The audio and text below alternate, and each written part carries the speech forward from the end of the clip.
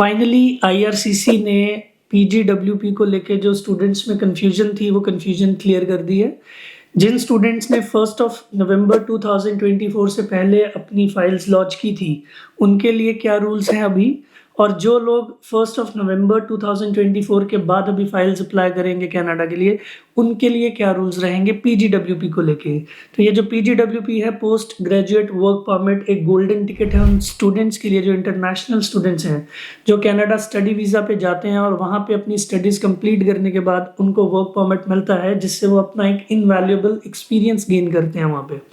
तो अर्लियर जो था आईआरसीसी ने रूल्स को थोड़ा सा टाइट कर दिया था, जिसमें कनाडा में जो लॉन्ग टर्म लेबर शॉर्टेज है उन्होंने उसी से रिलेटेड जो प्रोग्राम्स स्टूडेंट्स वहाँ पढ़ने जाएंगे वो उन्हीं को जो है वर्क परमिट के लिए अलाउ करेंगे।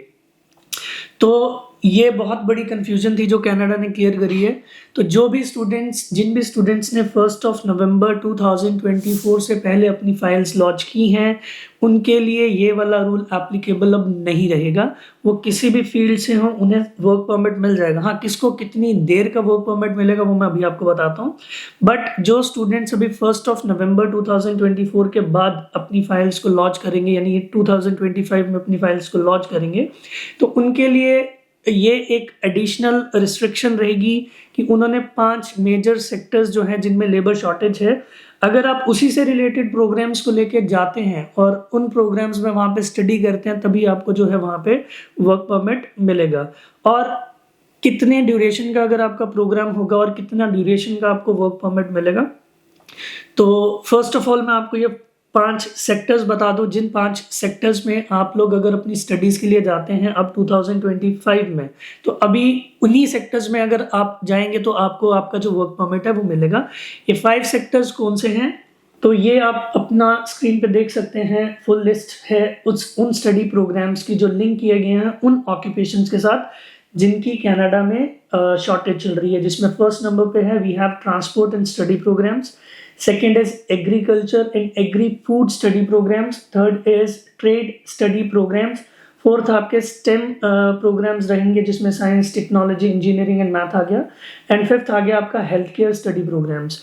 तो अगर आप लोग इन सभी सेक्टर्स में, अभी इन सेक्टर्स में बहुत सारे ऐसे प्रोग्राम्स हैं, हंड्रेड्स ऑफ प्रोग्राम्स हैं जो आप चूज कर सकते हैं, और अगर आप ये प्रोग्राम्स चूज करते हैं तो आपको जो है इसमें जो है वर्क परमिट मिलेगा। अब सेकंड जो बहुत बड़ा स्टूडेंट्स का क्वेश्चन था कि वर्क परमिट मिलेगा कितनी देर के लिए, तो स्टूडेंट्स का जो सेकंड क्वेश्चन था कि जो वर्क परमिट है किसको कितनी देर के लिए मिलेगा।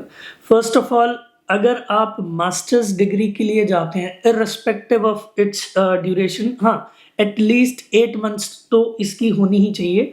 अगर आपके जो प्रोग्राम की ड्यूरेशन 8 मंथ्स है और मास्टर्स डिग्री है तो फिर आपको 3 इयर्स का वर्क परमिट मिलेगा।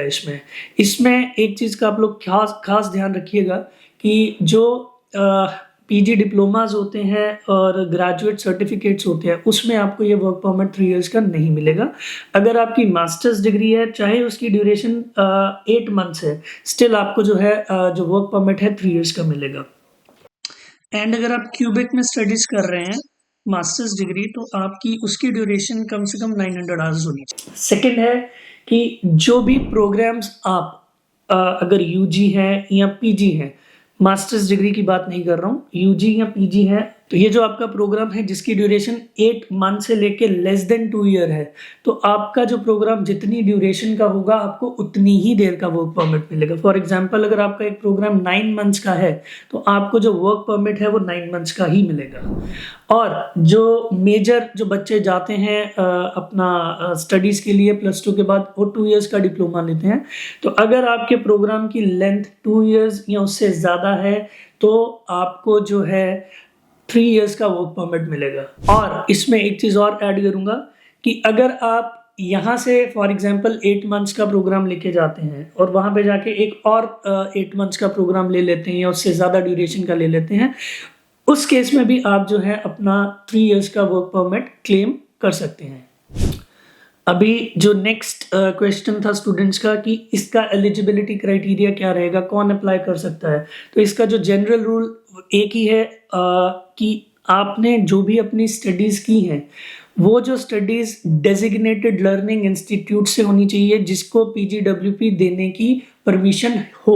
अगर आपने किसी ऐसे कॉलेज से अपनी स्टडीज़ करते हैं जिसके पास डीएलआई नहीं है, तो वहाँ पे आपको जो है पोस्ट स्टडी वर्क परमिट नहीं मिलेगा।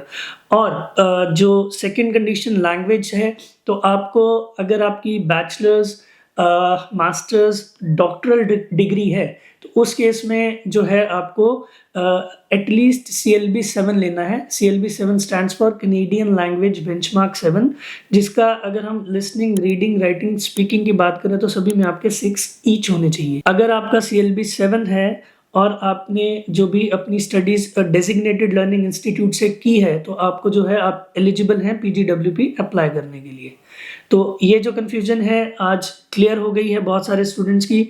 इस वीडियो को ज़्यादा से ज़्यादा शेयर कीजिए कि सभी की कन्फ्यूजन जो है वो क्लियर हो जाए। Thank you very much.